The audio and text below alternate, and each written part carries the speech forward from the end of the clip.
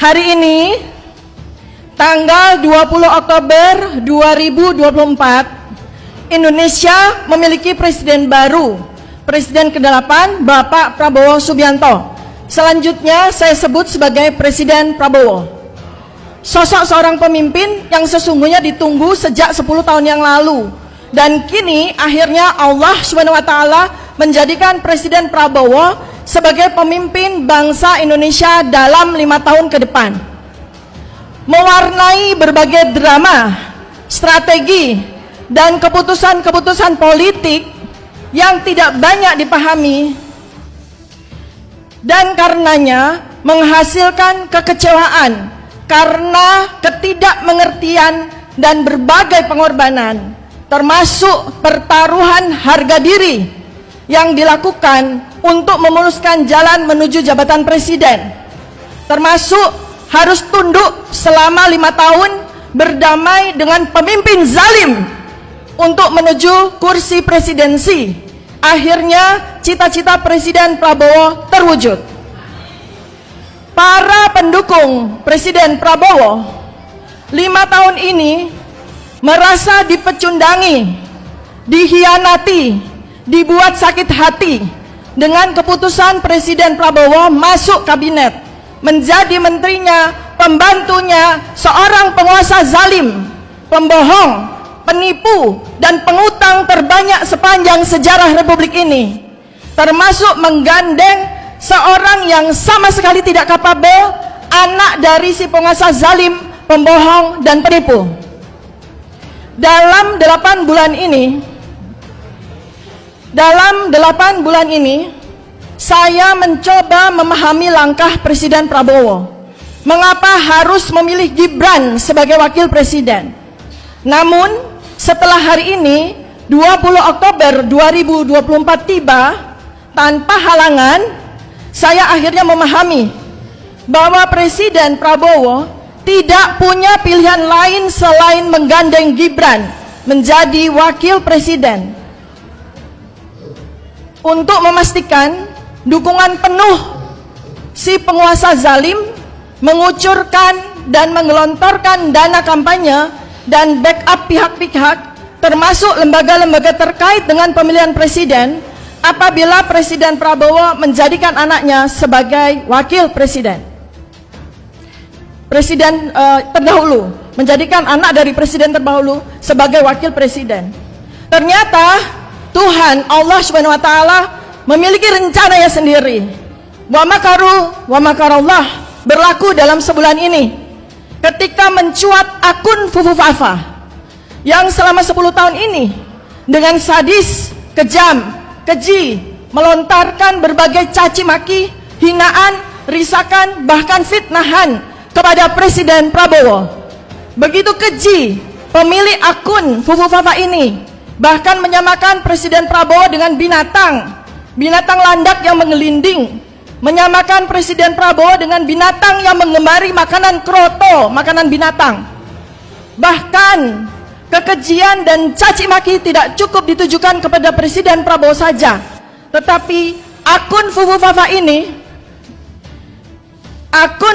ini juga tidak henti melontarkan caci maki, hinaan, dan fitnahan kepada putra tercinta Presiden Prabowo, Mas Ragowo Hedi Prasetyo Joyo Hadikusumo, seorang anak berbakti yang sangat sayang kepada ayahandanya, kepada ibundanya, yang dibesarkan sejak kecil dengan penuh penderitaan dan nestapa, tanpa kehadiran ayah yang dia sayangi dan ibu yang dia kasihi.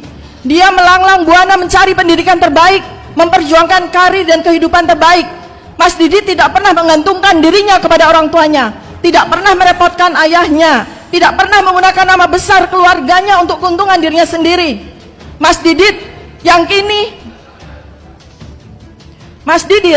kini dengan karyanya yang menembus dunia internasional, tumbuh menjadi seorang dewasa yang membanggakan orang tua, keluarga besar, dan bangsa ini.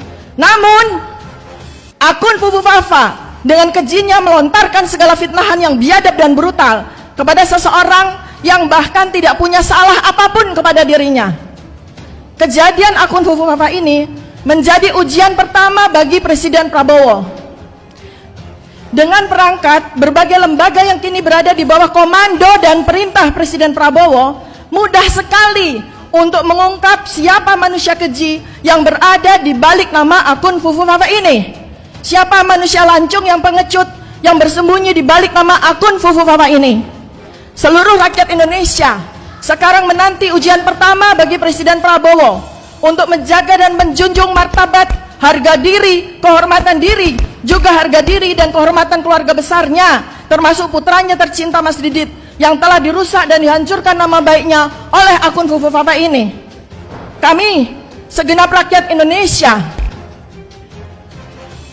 bersetuju dengan apa yang disampaikan Presiden Prabowo pada pertemuan bersama Partai PKB, bahwa caci maki adalah perbuatan tercela, tidak terpuji, bertentangan dengan ajaran agama Islam, bertentangan dengan ajaran agama-agama yang lain.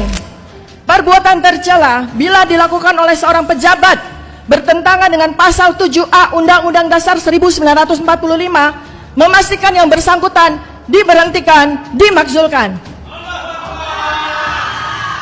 Kami segenap rakyat Indonesia tidak ingin nama baik, marwah, kehormatan Presiden Prabowo sebagai pemimpin bangsa dan negara ini dihancurkan oleh seseorang yang telah melakukan perbuatan yang begitu tercela. Presiden Indonesia adalah pemimpin besar di dunia, karena pimpinan negeri keempat terbesar di dunia. Tak selayaknya perbuatannya tercela dibiarkan, menjadikan orang yang melakukannya menjadi duri dalam daging pemerintahan, bahkan menjadi beban yang berat bagi Presiden Prabowo akibat hinaan keji yang apabila tidak dilakukan tindakan apapun, dibiarkan begitu saja, sangat menimbulkan berbagai pertanyaan yang mengganggu batin seluruh rakyat Indonesia. Kami, seluruh rakyat, ingin 5 tahun ini dan seterusnya memandang Presiden Prabowo dengan hati tenang.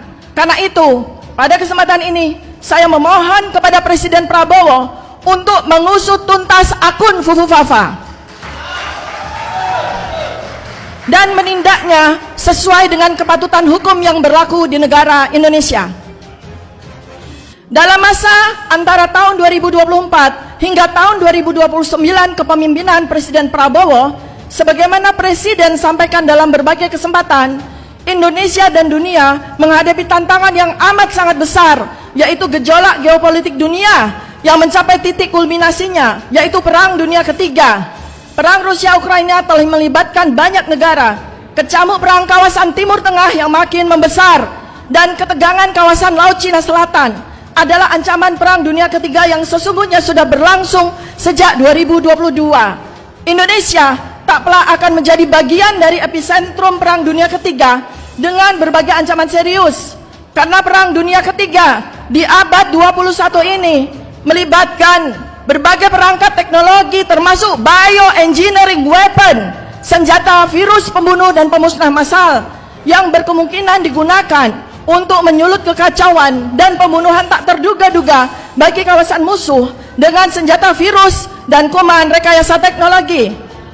Dengan berbagai multiplier efeknya, kesehatan, ekonomi, sosial politik, pertahanan dan keamanan, serta ancaman pangan, maka Presiden Prabowo seharusnya didampingi oleh seseorang yang tidak hanya cerdas, berpengalaman, berkemampuan sangat tinggi, dan terampil dalam berbagai dimensi. Masa 5 tahun ke depan, segala yang dihadapi bangsa dan negara Indonesia begitu kompleks dan jauh dari sederhana. Maka tidak ada yang kebetulan bahwa pemimpin yang dipilih Allah saat ini adalah Presiden Prabowo. Semoga Presiden Prabowo menjadi antitesis dari pemimpin zalim sebelumnya, betul-betul menggunakan tugas dari Allah dan amanah dari rakyat dengan sebaik-baiknya, bukan menggunakan jabatan untuk memperkaya diri, keluarga, dan kroni-kroninya sebagaimana yang dilakukan oleh pemimpin sebelumnya. Tetapi beliau betul-betul menjadi pemimpin yang dapat dipercaya, amanah, fatonah, tablik, dan mampu membawa bangsa Indonesia menuju negara yang berketuhanan, adil, makmur, bersatu, dan hikmah dan kebijaksanaan, dan menjadi negara yang baldatun thayyibatun warobun ghafur. Amin, Allahumma amin. Sekian, terima kasih. Billahi taufiq wal hidayah. Wassalamualaikum warahmatullahi wabarakatuh.